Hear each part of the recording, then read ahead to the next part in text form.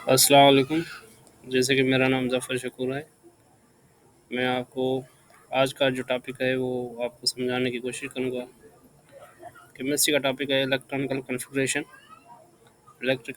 Electronical configuration के बारे में आपको मैं बताऊँगा। प्रीवियस जो टॉपिक था हमारा, उसमें इलेक्ट्रॉनिकल कॉन्फ़िगरेशन की थी, लेकिन वो उसका तरीका जो था वो मुख्तलिफ था। वो हमने किया था KLM शेल। न्यूक्लियस के इर्द-गिर्द जो गर्दिश कर रहे थे, वो सब एटॉमिक पार्टिकल्स जो है वो उसमें मौजूद थे।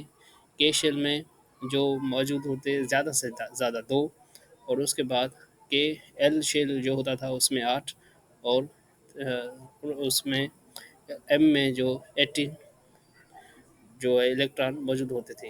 अब हम पढ़ेंगे इस शेल में जो है वो एस पी डी और एफ जो है वो शेल मौजूद होते हैं, और उसमें दो में एस जो है वो ज़्यादा से ज़्यादा 2 लेता है, और उसके बाद जो पी है वो ज़्यादा से ज़्यादा 6, और डी जो है वो ज़्यादा से ज़्यादा 10, और एफ जो है वो ज़्यादा से ज़्यादा 40।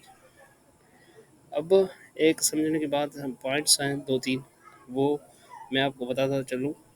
Number of electron in atom, ये जो है वो डिपेंड करता है electronical configuration number of atom पर, एटॉमिक मास पर नहीं, एटम पर। और उसके बाद arrange of shell and sub shell according to energy level जो है वो हम शेल के बराबर शेल के ऊपर देते हैं। और उसके बाद maximum number of electron of the shells and sub shell, कम से कम जो है यहाँ ज़्यादा से ज़्यादा उसके 2 हैं, तो कम से कम एक, फिर ना तो 2, 3 वहाँ नहीं देंगे। और पी जो है उसके ज़्यादा से ज़्यादा जो इलेक्ट्रॉन है वो 6 है, और कम हम दे सकते हैं 2, 3, 4, 5। इसी तरीके से डी जो है उसके ज़्यादा से ज़्यादा 10, और एफ जो है उससे ज़्यादा से ज़्यादा हम 14 एलिमेंट्स दे सकते हैं। और आगे हम पढ़ेंगे कि इलेक्ट्रॉनिकल कॉन्फ़िगरेशन जो है उसका एक चार्ट है, अगर आप वो याद कर लें तो आपको आसानी हो जाएगी। ये आप देख रहे हैं, मैंने यहाँ कुछ लिखा हुआ है।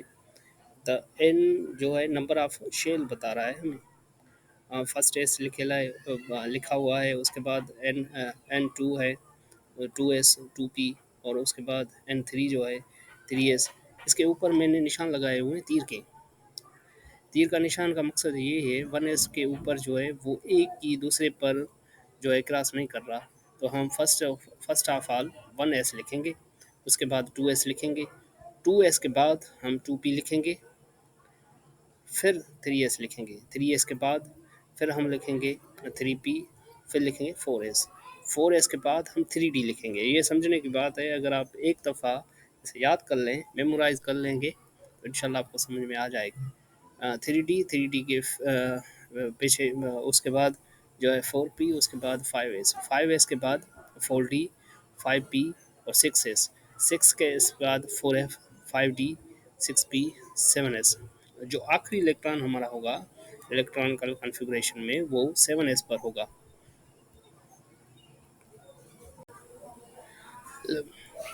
इलेक्ट्रॉनिकल कॉन्फ़िगरेशन में डिपेंड करता है एटॉमिक नंबर पर, इसलिए मैंने ये पीरियोडिक टेबल दिया है सिंबल सा।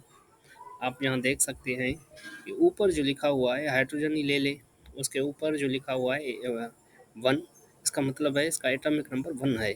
और यहाँ हीलियम देख लें, तो उसके ऊपर जो लिखा हुआ है 2, ये इसका एटॉमिक नंबर है। इसके नीचे जो लिखा होगा वो उसका जो होगा वो एटॉमिक मास होगा। हाँ, ये जो इलेक्ट्रॉनिकल कॉन्फ़िगरेशन है ये डिपेंड करता है इलेक्ट्रॉनिकल नंबर पर। चले आगे करने की कोशिश कर लेते हैं। यहाँ आप देख रहे हैं इलेक्ट्रॉनिकल कॉन्फ़िगरेशन जो है, एटॉमिक नंबर 3 लिखा हुआ है, उसके बाद एलिमेंट्स है एल आई का मकसद ये है कि ये सिंबल लिखा हुआ है, ये इसको हम लिथियम कहते हैं। 1s2 और 2s1 होगा।